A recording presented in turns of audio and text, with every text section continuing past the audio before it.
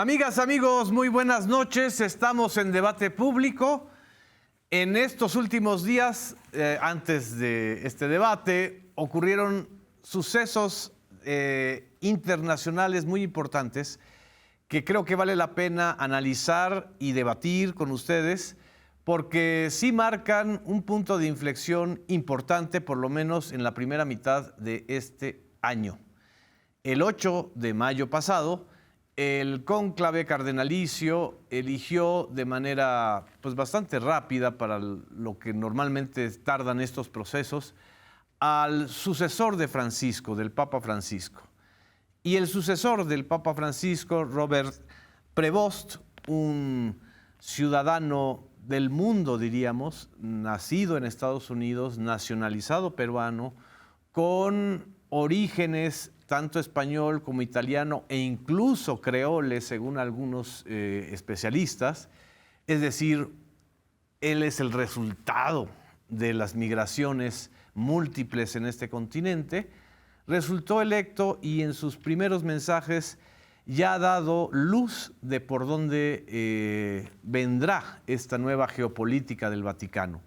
En efecto, Prevost no solamente le da una continuidad a muchos de los ejes que planteó el Papa Francisco en materia de sacar a la Iglesia a la calle, que la Iglesia no se quede solamente en los edificios, en la curia, en las intrigas vaticanas, sino que sea una Iglesia en permanente reflexión y problematización de los acontecimientos contemporáneos.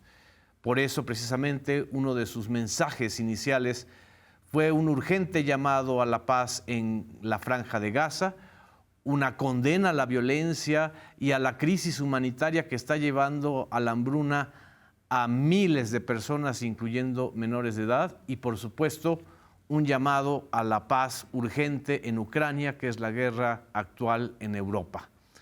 Junto con este acontecimiento, prácticamente 2 días después, o 3 días después, Donald Trump y el presidente chino Xi Jinping llegaron a un acuerdo que prácticamente modificó toda la estrategia agresiva de Donald Trump en materia arancelaria y que estaba poniendo ahora sí que a todas las economías del mundo en una situación de mucha incertidumbre. Después de esta escalada donde llegaron a más de 245% de tasas arancelarias, algo irracional por completo, Xi Jinping y Donald Trump en principio acuerdan una tregua de 90 días para que no se estén imponiendo sanciones ni aranceles a los productos de uno y otro país. Y esto evidentemente refleja una distensión enorme en todo el mundo, porque son las dos principales economías, son las dos principales potencias, una de producción y la otra de consumo, que ponían en riesgo todo este entramado del mundo contemporáneo y de los acuerdos comerciales.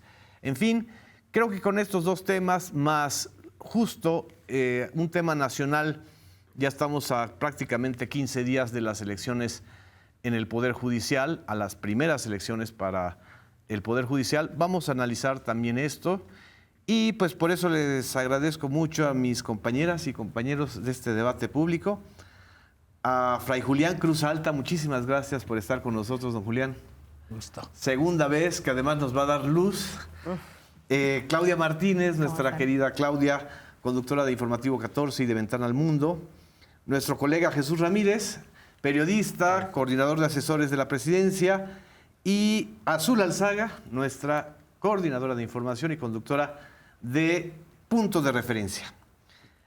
Bueno, don Julián, usted es el experto en este tema. Creo que en términos generales los signos y las reacciones han sido muy positivas en relación con la designación de este nuevo Papa y evidentemente no sé si esto implicará un mayor activismo de el Papa como autoridad de la Iglesia Católica en asuntos internacionales ¿Y qué acentos podríamos esperar de él? Independiente de mis intenciones, lo que yo deseara, mirar cómo ha sido su trayectoria del actual Papa, que esto nos da luces. Puede variar, digo, no es repetición, cada ser humano nos reinventamos en cargos, pero él ha tenido como claridad en todos sus cargos, ha seguido una línea que esperamos que continúe desde el nombre León. Ella lo hizo explícito en memoria de León XIII. León XIII, después de la primera revolución industrial, viene el asunto del trabajo, saca una encíclica que va a traer encíclicas sociales muy fuertes, la Rerum Novarum, de las cosas nuevas, y dice que él tomó este nombre porque viene una nueva revolución industrial. Y habla de la inteligencia artificial, de todo esto.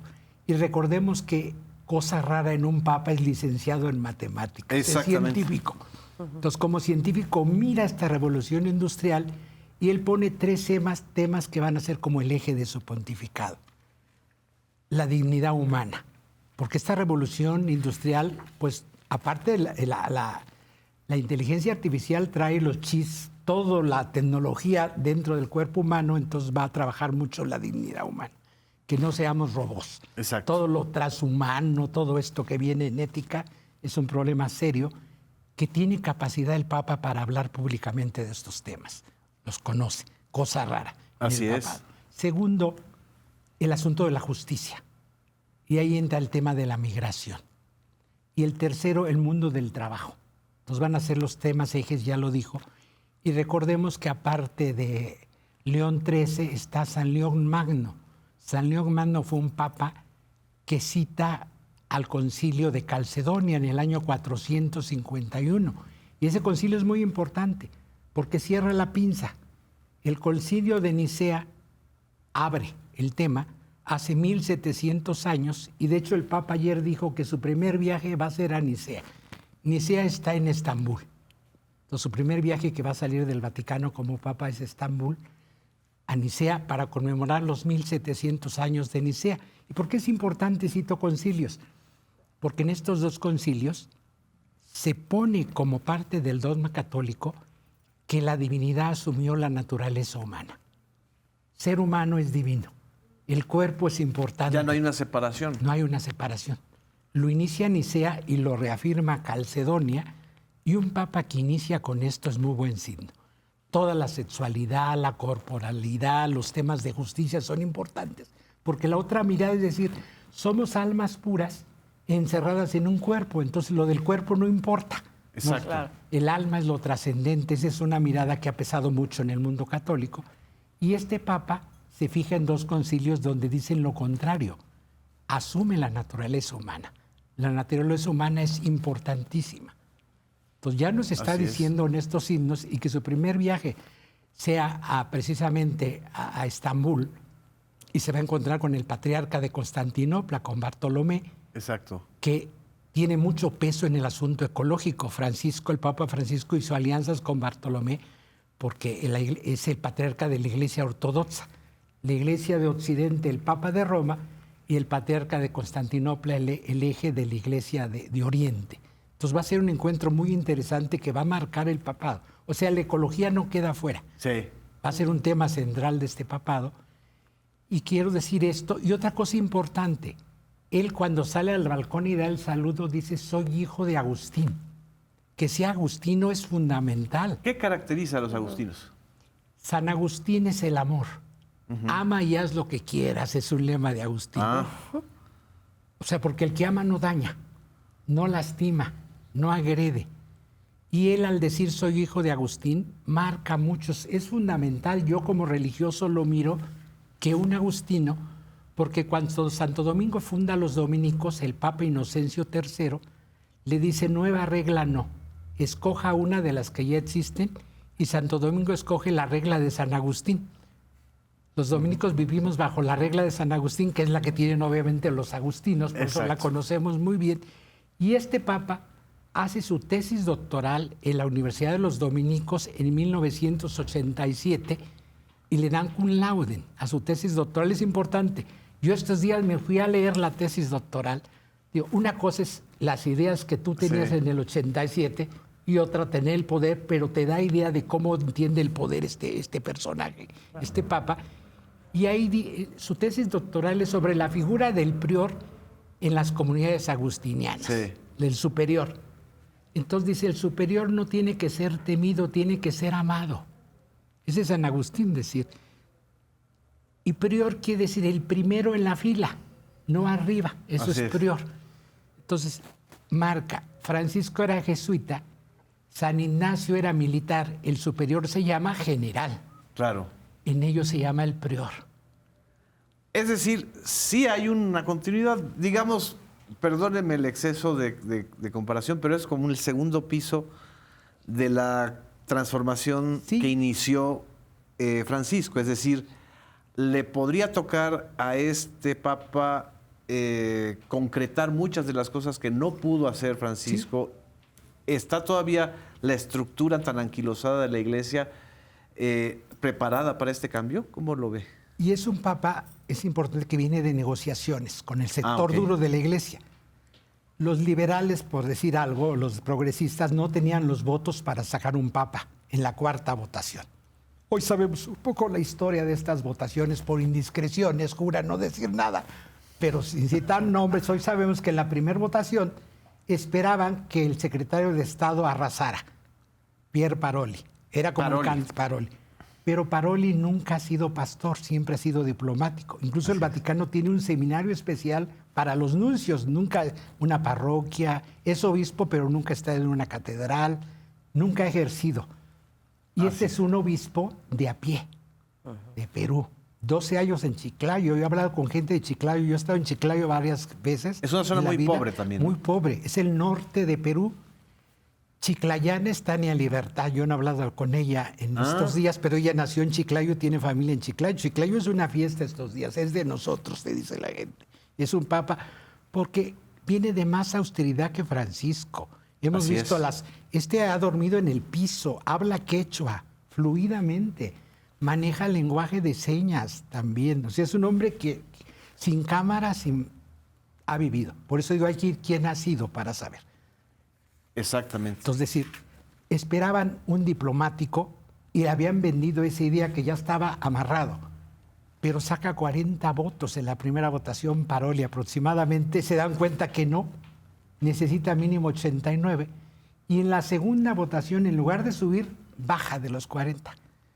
Tagle, el filipino que nos habían vendido en las redes sociales como la maravilla, también religiosas de Filipinas me dijeron, oiga, no todo lo que brilla es oro, más bien esas trabajada la imagen, no es ni tan feminista ni tan de las diversidades sexuales, es como una imagen trabajada, no es tan así, abierto. No es tan exactamente. ¿Cómo podría ser este papa? Sí, como podría ser este.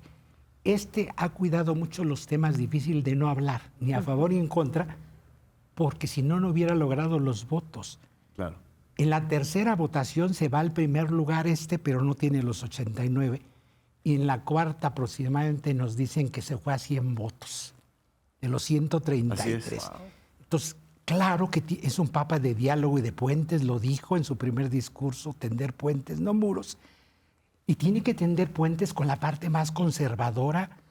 A mí hay gente que me ha reclamado estos días de por qué se vuelve a poner la museta roja del Imperio Romano, de los reyes, porque tiene que negociar imágenes con los que votaron por él. Esta otra iglesia, digo, si vive en el Palacio Apostólico o no, ha demostrado que es un hombre de mucha austeridad, dormido en el piso, en las comunidades indígenas, en tierra, en la montaña. No va a ir no quiere ser papa por vivir en un palacio. Pero tiene que darle signos a esta gente y confianza. Hoy sabemos que los cardenales norteamericanos se movieron en grupo para conseguir los votos. Incluso el cardenal más conservador, amigo de Trump, el de Nueva York, negoció votos. Hoy sabemos la historia de esto que es... ¿A favor de Prevost? A favor. Entonces, él tiene amarres de mucho tipo. Tiene que ser puentes. Esperemos un papa que no va a hablar mucho de los temas difíciles, pero los ha apoyado. Ha sido Cuando fue obispo de Chiclayo, a mujeres les dio cargos en las comisiones diocesanas. Públicamente no está a favor del ministerio sacerdotal de las mujeres, pero sí cargos en el gobierno de la iglesia. Ya lo hizo Como Francisco. Como Francisco. En migración, siendo obispo, hizo políticas para los desplazados internos en el Perú por la violencia y la cuestión de la ecología. Sí. Creó programas en su diócesis para acoger los desplazados internos, acompañó a los desplazados de Venezuela para integrarse a la sociedad peruana. Y sus programas es no de asimilación, no de hay pobrecitos, que se integren a la sociedad y que traigan lo que traen propio, que los reciban, van a recibir, o no solo les dan, ellos traen algo. Esto ya lo hizo en Perú, es un papa con mucha experiencia. Cuando Francisco lo lleva al Vaticano, en el 2023, hace poco, le confía la tarea de escoger obispos. Tuvo mucho cuidado con los obispos de frontera, en fronteras, que tuvieran experiencia multicultural. Se fijaba quién nombraba obispo. Francisco le dio un cargo muy importante. Claro. Los últimos 2 años de nombramientos de obispos, él ha palomeado, ha revisado los currículum, ha tenido mucho cuidado. Nos dice una teóloga argentina, Emil Judá, ella trabajó con él en la Comisión para América Latina, que se reunió una vez a la semana con Francisco 2 o 3 horas. Entonces era muy cercano a Francisco. Pues estaban planeando toda la reestructuración de las arquidiócesis. Esta teóloga nos dice que realmente el candidato de Francisco fue él. Que esto fue armado por Francisco, que era como el delfín, lo fue preparando. Francisco lo hace obispo.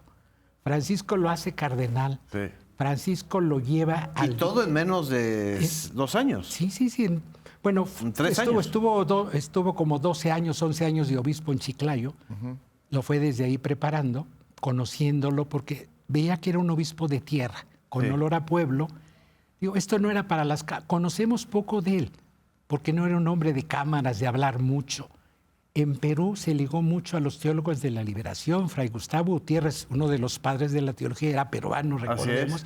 La gente de la teología de la liberación lo quiere mucho en América Latina. Nunca habla de esos temas públicamente, si no, no hubiera llegado a papa. Exacto. O sea, es un hombre de hablar poco, pero de hacer mucho y de enfrentarse en este aspecto a las estructuras de poder. En migración ha sido duro cuando en el primer periodo de Trump habló muy fuerte contra las políticas migratorias. De Trump dijo que era anticristiano hacer expulsiones masivas de gente. Ha sido duro en estos temas. Ahora, la derecha peruana también ya salió a relucir, Claudia, ¿no?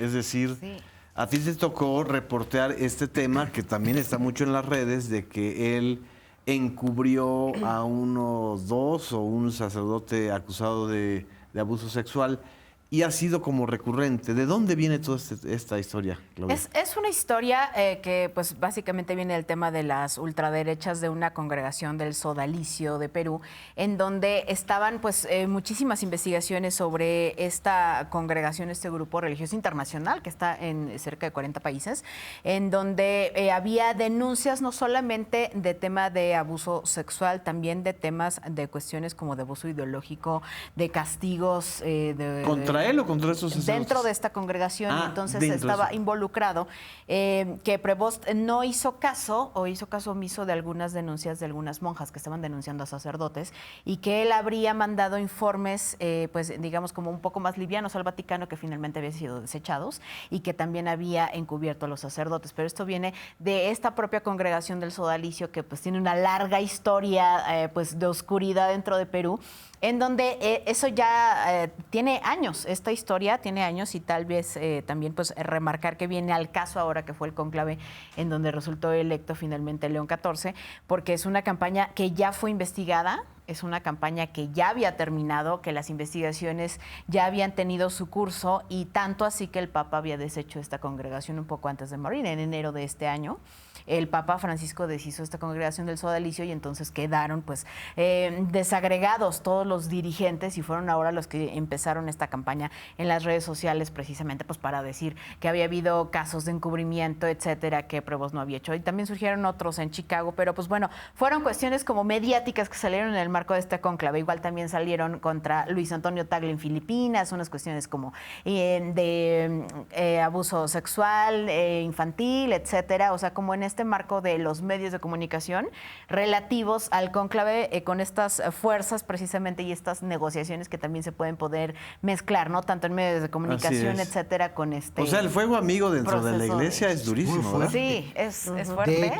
De hecho, él fue de los que dieron informes para desaparecer esta congregación. Al sodalicio. Al sodalicio. Para los que no saben, en México es similar a los legionarios de Cristo. Sí. Recordemos que Perú tenía 40% de obispos del Opus Dei. ¿40%? De los obispos eran del Opus. Cuando a él lo hacen obispo de Chiclayo, los anteriores obispos de Chiclayo habían sido del Opus. Entonces Francisco lo manda a desmantelar aquello y darle un cambio.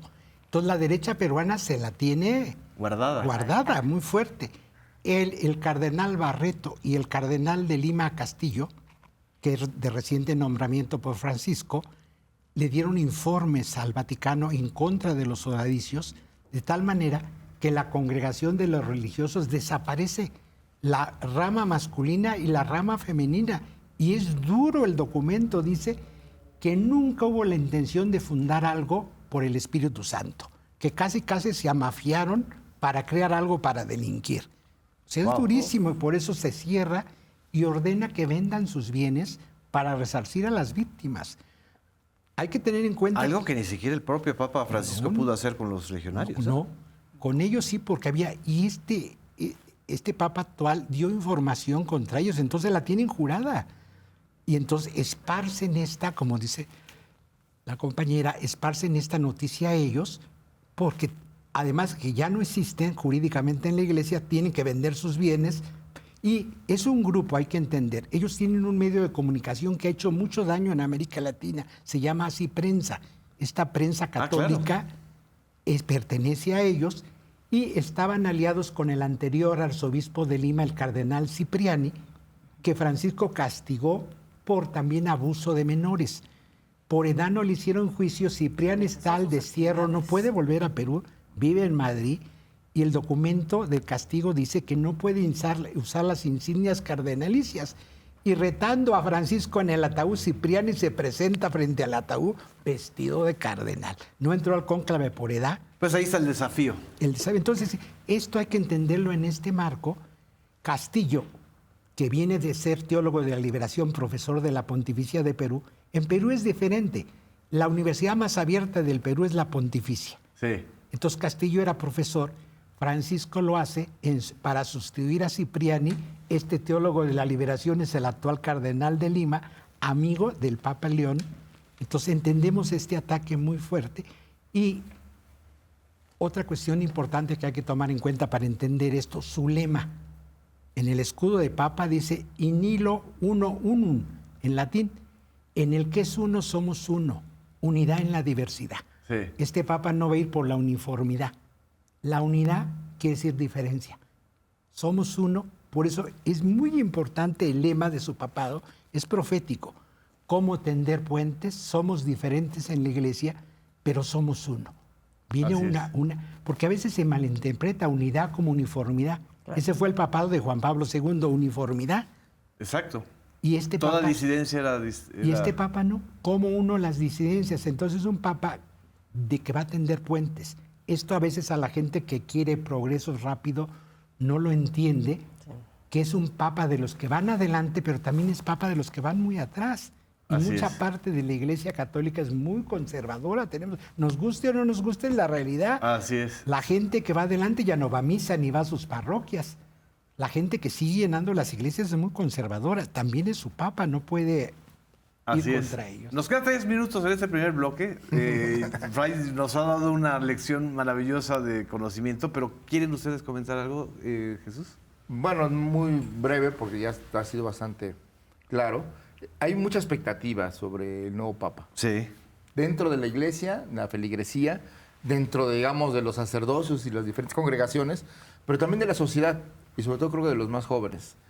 Porque el hecho de que pues no vale lo que está sucediendo del discurso dominante internacional de Trump, que se está convirtiendo en el discurso dominante de Europa contra la migración, contra los otros, de la estigmatización de las otras culturas, el hecho mismo de que retoma, digamos, esta agenda verde, la agenda ecológica, pues lo enfrenta a un modelo de desarrollo que es la globalización como un modelo depredador, que eso es lo que está ahora en cuestión, digamos, ya hablaremos de eso, pero entonces, un papa que tome una posición crítica, pero al mismo tiempo moderada, le permite hacer la crítica de la guerra, de la guerra y del genocidio hasta en Gaza, de una manera, pues digamos, menos confrontativa y capaz de construir otras coaliciones de fuerzas que hagan posible la paz. Esa es la diferencia. Y creo que abre la posibilidad de diálogo de Europa con Asia, con América Latina, que ya se había perdido. Y la Iglesia va a tener un papel político que no habíamos visto, porque Francisco tuvo un papel político hacia afuera, hacia la feligresía, hacia la población, hacia los actores públicos. Pero yo creo que va a tener más capacidad de acción frente a los actores de los procesos, y creo que eso va a ayudar a las buenas causas de la humanidad, o sea, por la paz, la defensa de los derechos humanos, el respeto a los migrantes. Y tiene una estructura que él mismo designó, es decir, el haber él designado a buena parte de los obispos, que son los mandos intermedios. Quizá aquí no les va a gustar mucho del hecho de su formación de Gutiérrez, el saludo o el homenaje que le hizo Francisco a Gutiérrez, que es el formador ético del nuevo Papa, que le dijo que lo reconoció, pues su haber optado por los pobres y por los que ya prácticamente están desechables, ¿no? O sea, los que ya están fuera. Los descartados. Los descartados. Entonces, esto es una toma de postura frente al mundo global a favor de los desheredados, que son la mayoría de la población. Y bueno, pues esto es una postura que ayuda a que haya un cambio de las políticas públicas, de las políticas sociales, del enfoque hacia beneficio de la gente y no solo de las grandes corporaciones empresariales, que ha sido la tónica de la globalización en los últimos 35 años. Así es. Vamos a un corte. Regresamos a Debate Público. No nos dejen.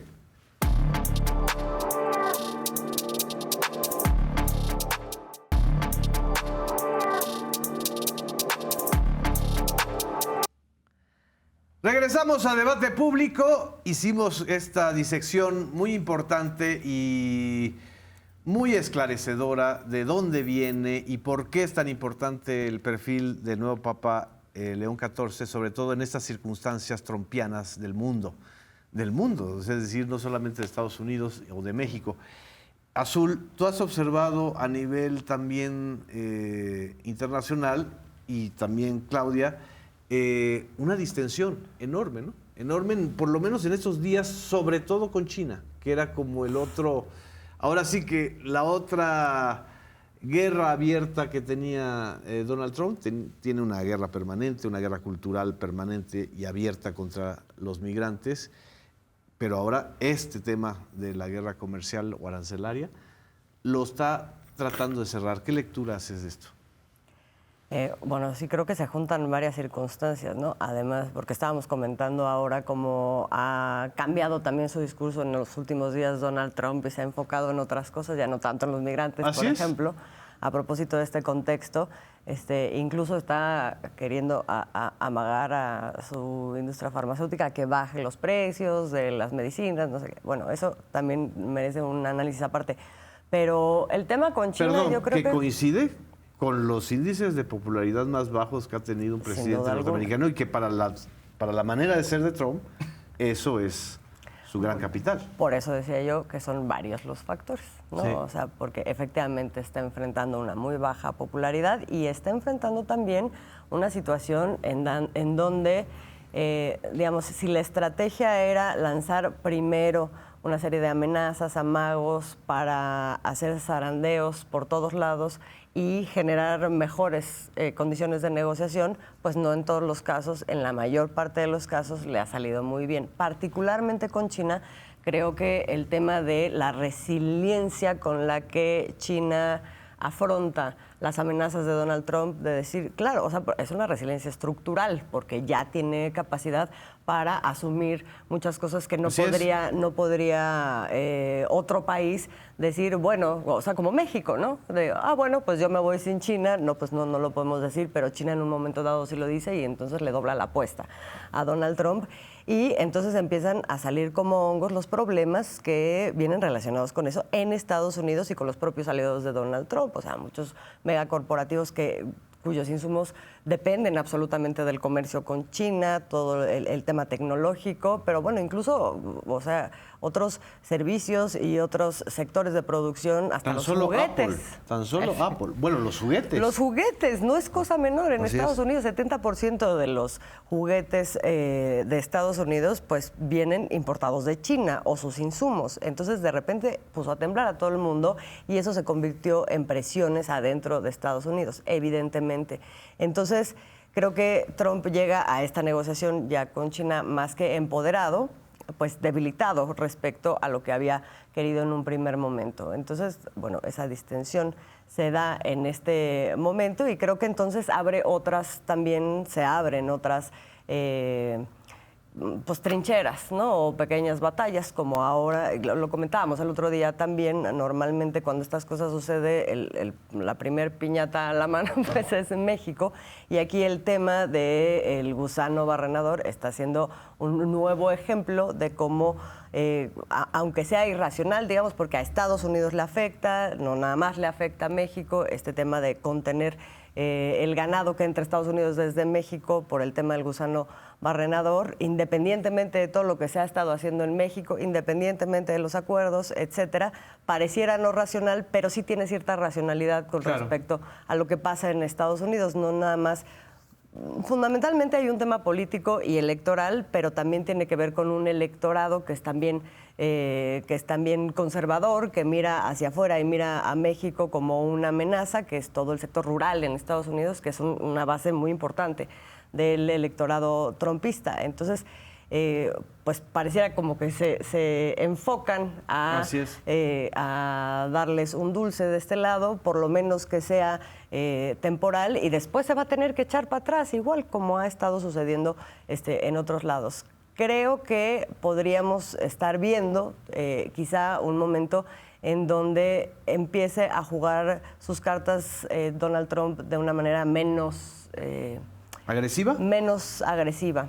A mí me llamó mucho la atención que en este periodo volvió a dar una entrevista larga, muy larga, a la BBC, Joe Biden.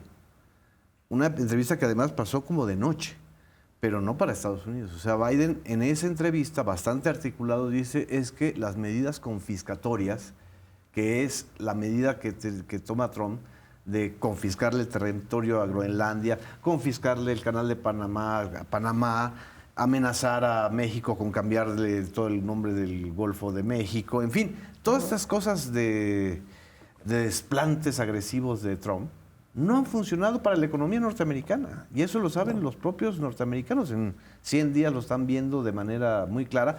Y evidentemente esa economía no la dejó así Biden. Eso se agravó con Trump en estos 3 meses. No sé cómo lo veas. Sí, así es, justamente, pues es parte precisamente de este reflejo en contra de las políticas de Donald Trump que se han venido registrando. Es importante ver que ya pues todo el mundo y obviamente Estados Unidos registra pues signos de hartazgo. Lo estamos viendo no solo en la popularidad, en el discurso que está dando ya el expresidente Joe Biden, sino también en varias regiones del mundo. Si nos damos cuenta, ya hay una cuestión antitrumpista. Canadá, que al principio los conservadores habían resultado pues más o menos bien por la parte de que habían pues vapuleado a Justin Trudeau, finalmente lograron rescatar esta cuestión con Mark Carney. También lo vemos en Australia, donde finalmente también está Anthony Albanese. Lo estamos viendo en varios lugares. Y ¿En Alemania? En Alemania no ganaron los de la ultraderecha que estaban aliados a Trump, ¿no? Así es, y aparte también las cuestiones arancelarias, todo el mundo está registrando como una ola anti-Trump para que se dé cuenta que básicamente pues no puede estar gobernando el mundo entero y aún así va a ir a esta gira a Arabia Saudita y a varios países del Golfo Pérsico a plantarse, a decir que no es el Golfo Pérsico, sino es el Golfo de Arabia. Otra vez ahí desatando controversia, ¿no? Y en una cuestión con lo que tiene que ver con China, pues prácticamente ahí pues se topó con pared. Finalmente Donald Trump Trump, hay un discurso muy importante del presidente Xi Jinping en donde dice, nosotros hemos seguido aquí, tenemos un plan quinquenal, el Partido Comunista de China está y hace planes de 50 años de proyección y no vamos a detenernos por políticas que vienen y van como las olas del mar, ¿no? Prácticamente que son las políticas de Donald Trump que se han desdicho y desdicho en estos 100 días de gobierno. Y algo muy importante que también quisiera destacar es el discurso que está dando el día de hoy el presidente Gustavo Petro desde la CELAC, en donde está diciendo qué está pasando en el mundo cuando de un lado están hablando de cuestiones unilaterales, expansionistas, y del otro lado estamos hablando de hacer puentes, unidad, comercio y en un planteamiento en donde se pueda finalmente discutir. Y ahí como que se enlazan los temas, ¿no? Finalmente están hablando de un mundo de puentes que viene desde el Vaticano, que recordemos que también es importantísimo. Es un estado de 1.300 millones de habitantes, por así decirlo, el mundo católico, que pues es transversal, es extraterritorial, ¿no? El Vaticano con todos los puentes que pueda lanzar. Y también varias regiones que creo que es importante que están creando puentes más allá de Estados Unidos y de este discurso, están aliándose y están poniéndose en unidad otras regiones, y con una China bastante fuerte que está llamando de la unidad, con otras rutas más allá de Estados Unidos que se creía como que era el gran eje de comercio mundial dentro de todas estas cuestiones. Ahora se está replanteando la ruta de la seda por parte de China, están planteando también fibra óptica que pueda llegar con algunas comunidades dentro de Asia, varios países, etcétera. O sea, es decir, hacer un eje paralelo a todas las barbaridades que está diciendo y en la práctica intenta hacer Donald Trump. Pero a final de cuentas, no come lumbre Trump, ¿no? Jesús, es decir, es un empresario, es pragmático, quiere más poder y más dinero. Hace estrategias publicitarias o estrategias de shock para engañar al público y ir a distraer a la gente mientras avanza en lo que quiere precisamente. Y creo que pues si ya el consenso de los analistas y de los defensores de la globalización es que este mundo ya cambió. Así es. Ya logró acelerar el cambio de la globalización y darnos cuenta de que ya no hay una potencia hegemónica. A pesar de los intentos de quererse colocar en el centro, y que lo hace mediáticamente, y que nos tiene a todos hablando de Trump todos los días, y todos nos amanecemos a ver ahora qué hizo, aún a pesar de eso, es más una cuestión propagandística, mediática, que real. Entonces, lo que digamos, el balance interno es que el apoyo que tenía fuerte de más del 50% se ha ido deteriorando en más de 10 puntos. Sí. En unos cuantos meses, de enero para acá. Y por el otro lado, hacia afuera, pues el desconcierto de sus propias acciones y de su guerra arancelaria, pues ha llevado a que sus tradicionales aliados ahora estén buscando otros derroteros. Claro. Más claramente, por ejemplo, Japón o Australia. Corea del Sur. Bueno, Corea del Sur, que eran aliados estratégicos en Asia, de Estados Unidos, y ahora están acordando con China, ¿no? Entonces, creo que aquí, hablando de la circunstancia que se abre, creo que lo que bien ocupa en este momento, y pensando en el discurso de la CELAC y de otros organismos multilaterales, es que hay que repensar la globalización. Sí. Ya las formas de la globalización hegemónica que tuvimos, donde las periferias éramos el botín de las metrópolis, esa globalización que inició con Cristóbal Colón hace 500 años, sí, debe cambiar. Y ese modelo de expansión colonial, de subordinación, esclavitud de los pueblos o de extracción de los recursos naturales y dejando a la mayoría de la población a su suerte, creo que tiene que cambiar. Y creo que el Vaticano, pues hay señales de que el mundo está cambiando, entonces también tiene que cambiar la iglesia, porque si no va a quedar sola. Claro. Ya los jóvenes no se afilian a una religión. La mayoría de los jóvenes, incluso en Italia o en Estados Unidos o en México, ya en México mismo, la secularización avanzó muchísimo. Entonces, si la iglesia quiere tener feligresía en el futuro, pues tiene que voltear a ver cuáles son las necesidades y la visión de la gente. Y creo que en esta idea de retomar pues la sensibilidad actual respecto a los temas de la diversidad, de la ecología, de la justicia y los derechos humanos, son temas elementales que lo acercan. Y en esos términos también, los gobiernos, como el de Estados Unidos o la Unión Europea, pues tiene que, digamos, basar sus políticas en torno a estos valores porque de otra manera, aún a pesar de los estertores propagandísticos que quieran hacernos voltear al otro lado, la gente ya va en otro sentido. Entonces, creo que es importante esta parte donde la apuesta económica de Trump no le está funcionando, la inflación creció más que con Biden, el gran demonio por el cual fue elegido fue la inflación, el costo de la vida de los estadounidenses, la migración. Y creo que, bueno, por el lado de la economía, pues no le está funcionando. Por el lado de los aliados económicos tampoco. Y la migración está funcionando, pero por otras razones distintas. Claro. Porque a pesar de toda su amenaza de expulsión masiva y la persecución real que sí está viendo en muchos lugares, aún no le ha dado para hacerlo masivo. O sea, hay obstáculos legales, hay una oposición, una resistencia de la población, de sectores de la población que le hacen más difícil el trabajo al ICE o al Homeland Security o a esta idea de que puede expulsar a cualquiera. Pienso que el costo social, político y económico de eso es más alto de lo que parece. Así es. Y hay una resistencia ética de la iglesia, es decir, que no se esperaba Donald Trump. Es decir, creo que nadie nos la esperábamos. O sea, que de repente te sorprendiera el Vaticano con una jugada geopolítica magistral, porque le plantan al hombre de los medios, al hombre de showman, al hombre que domina la agenda mediática, a un personaje mucho más sencillo, que con ese megáfono enorme que es el Vaticano, porque al final de cuentas eso es lo que es el Vaticano, una capacidad de poner en la agenda temas, la está usando, ¿no? Y la primera prueba será si va a defender los santuarios o no. Exacto. Porque ese es un acto cristiano. Ah, ese es interesante. Sí. Frente a la sociedad, frente a un acto injusto. Y recordemos que hay una tradición estadounidense, tanto católica como protestante, respecto al oponerse al autoritarismo, oponerse a la injusticia, incluso pues a las invasiones a otros países. Pero bueno, creo que esa tradición, justo en los sectores religiosos, tiene una memoria muy grande y que, bueno, se va a poner a prueba con el Papa. ¿Qué hará si quieren entrar la policía a los santuarios y los obispos o los padres o curas van a defender a los migrantes que están ahí? Así es. ¿Qué pasará? Eso sería una buena cosa. Lo que creo es que, hablando de Trump, es que ahora nos viene la oleada de, bueno, pues ya se nos acabaron los temas y ya no me funcionan, pues volteo al más cercano, como siempre, a la piñata y le quiero dar otra vez a México, ¿no? Entonces ahí creo que, pues lo tienen que pensar bien.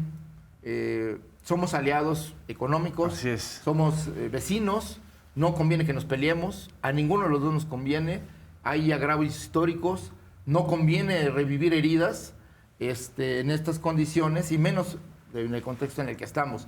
Pero creo que el hecho, y ya lo estamos viendo en la prensa estadounidense, de venir a descalificar el proceso electoral de lo judicial, creo que esa es parte de la nueva estrategia. Exactamente. Ya vemos al Washington Post ahí haciendo un artículo diciendo que ponen en entredicho la propia elección, que hay algunos jueces vinculados o que han sido defensores de delincuentes o de narcotraficantes, particularmente una abogada del Chapo, que es candidata a juez en Ciudad Juárez.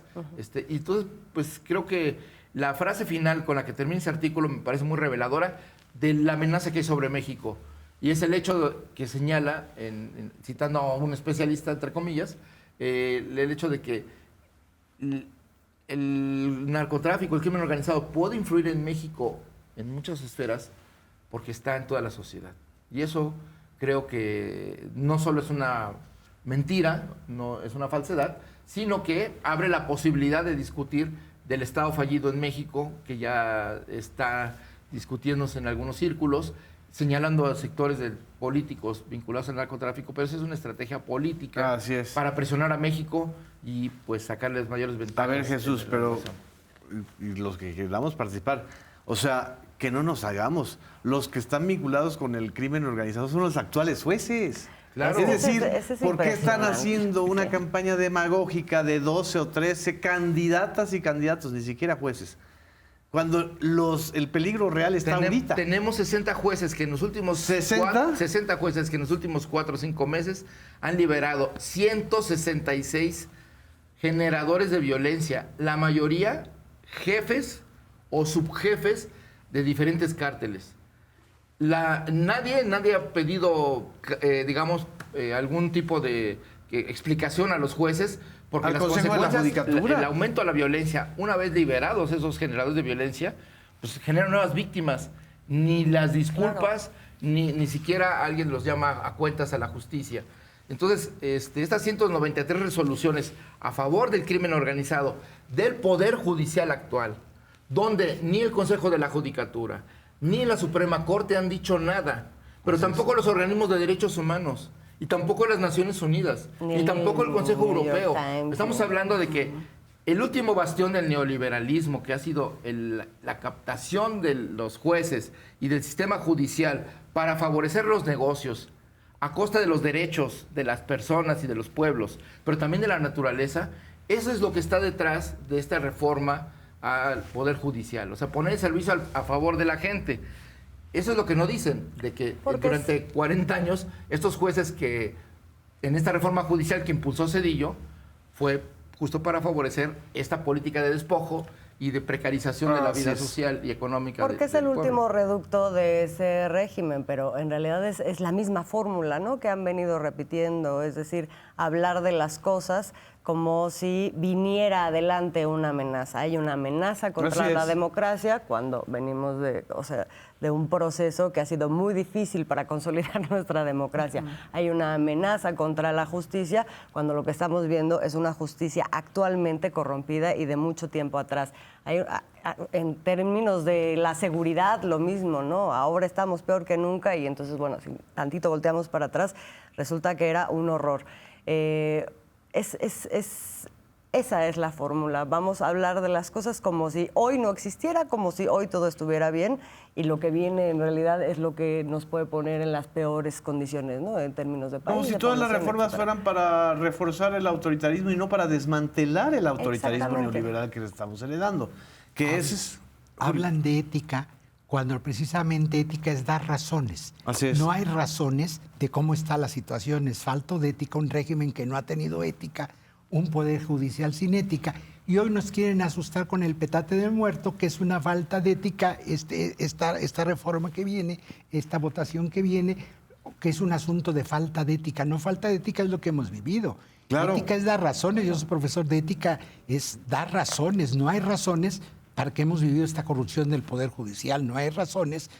Hay razones para hacer esta reforma. Es lo ético. Pero nos lo quieren vender como falta de ética lo que viene, y no le llaman falta de ética lo que hemos vivido, que es una corrupción. Bueno, y ahí está el tremenda. personaje, lo que mencionó Jesús, Ernesto Zedillo, es decir, ¿qué personaje político puede tener más falta de ética para hablar de autoritarismo y de democracia en el Poder Judicial que él? Claro. El que vendió lo que vendió, ferrocarriles, carreteras, Y que armó una Suprema a Corte los a modo. ingenios y luego se volvió socio de todas esas empresas a las que les dio negocios. Así es. Eso, falta de ética total frente al pueblo de México. De los mexicanos. Supongo que él pensando que la ética de la corrupción o la ética del derecho a libre apropiación de lo ajeno, pues eso puede ser que está actuando así, pero es totalmente...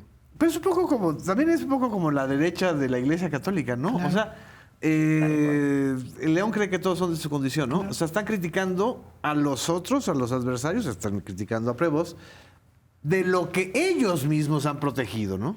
Por ejemplo, ¿no? Y espero yo que la Iglesia mexicana, los obispos, entiendan al papado, que va en un asunto ético. Francisco posesionó la ética otra vez y la Iglesia mexicana no ha respondido. Espero que con este papa responda un poco, porque más bien juega en esta, porque es un régimen, la Iglesia mexicana ha jugado con el régimen anterior, en general los obispos. Así es. Entonces, espero que con el nuevo papa haga un llamado al episcopado mexicano que se alinee como regla la ética, porque también en sus declaraciones nos dicen que son parte del régimen anterior. Pareciera que hay como una especie de olvido, ¿no? Dentro de los sectores también de la iglesia tradicional, de los sectores de Perú, una cuestión transversal, una cuestión de olvido también en las bases más ultraconservadoras de aquí de nuestro país, en muchos temas en donde pareciera que pues solamente lo que se ataña es al otro, a la otredad, a la novedad, a lo que pudiera parecer moderno y peligroso. Y hablando de ética, perdón que te pues, interrumpa, me acaban de avisar que falleció José Mujica, el expresidente de Uruguay, que además es otro de los grandes personajes que que han representado un punto de inflexión en América Latina por su austeridad, por su sencillez, por su compromiso con el desarrollo y el progresismo. No sé si quieran alguna reflexión en torno a José Mújica. Pues es un muy buen momento para homenajear digamos, la figura de un personaje que justamente defendió una serie de valores, muchas veces en solitario en América Latina, y que pues siguió siendo pues un gran referente de esos valores.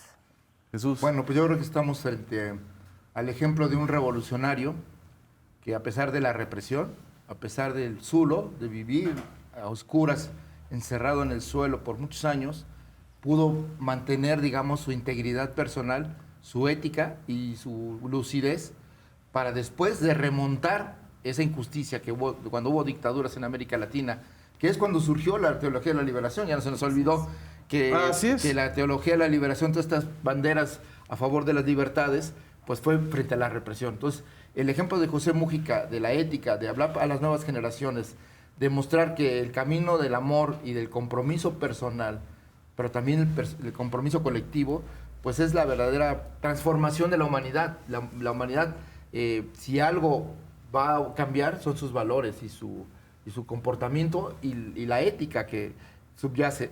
Eso va más allá de la política y de la economía, pero sin esos valores no hay ese cambio político y económico por la justicia que demandan. Y personajes como Francisco, que acaba de irse, o Mújica, pues nos recuerdan de que el ejemplo moral siempre reivindica y es una señal hacia dónde avanzar para la humanidad. Así es. Claudia. Pues una gran figura, parte de una gran figura de la lucha social, exguerrillero, que predicó con el ejemplo, hizo votos de pobreza, sin así decirlo, por parte de la Iglesia, sino una cuestión social. El presidente más pobre de América Latina, en grandes discursos acerca de la humanidad, de no al capitalismo y no al consumismo como una forma del fin de la vida, sino como una forma de la práctica tal cual de la búsqueda de la felicidad. Yo me quedaría con esa parte más importante de Pepe Mújica, no buscar la felicidad en las cosas que puedes conseguir, sino en vivir el momento, porque las cosas entre más tengas, menos te hacen felices y más dependes, sino más bien buscar la libertad a través de una austeridad. Así es. Solo agradecer. Julián, porque yo sé que José Mújica es el campesino que sedujo a las élites urbanas en la idea de una nueva sociedad. Exactamente. Agradecer una vida de coherencia. Sí. De nosotros los cristianos la ética es fundamental y a veces echamos tanto rollo del amor y no lo vivimos. Aquí tenemos un personaje que vivió e encarnó el amor. Ese es el futuro por el que se lucha en la justicia, no el pasado, por gente coherente que haga realidad su pensamiento y se agradece una vida de coherencia. Así es, pues con eso terminamos. Vamos a dejar en este final del debate público unas últimas reflexiones y palabras de don Pepe Mújica, y pues muchísimas gracias por acompañarnos en este debate público. Nos vemos en la próxima emisión. La felicidad está en los afectos, tiempo para tu familia, para tus hijos, para tu querer, para esas cosas que es lo único que te lleva. Pero como estás desesperado, me dicen, él ha tenido... Los obreros de mi país de la salud consiguieron las 6 horas de trabajo. Macanudo. ¿Qué hicieron? Se consiguieron 2 trabajos. Trabajan más que antes. ¿Te das cuenta? Así es. Con lo cual tenés menos tiempo para tu familia, para tus hijos, para tus amigos, y así sucesivamente.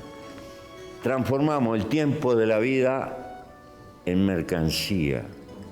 Que creemos que triunfar en la vida es comprar cosas nuevas. Exacto. Y ser compradores compulsivos. Entonces nos pasamos la vida pagando cuotas y perseguimos la felicidad como el burro que persigue la zanahoria. Nunca alcanza. Mi mensaje es de lucha.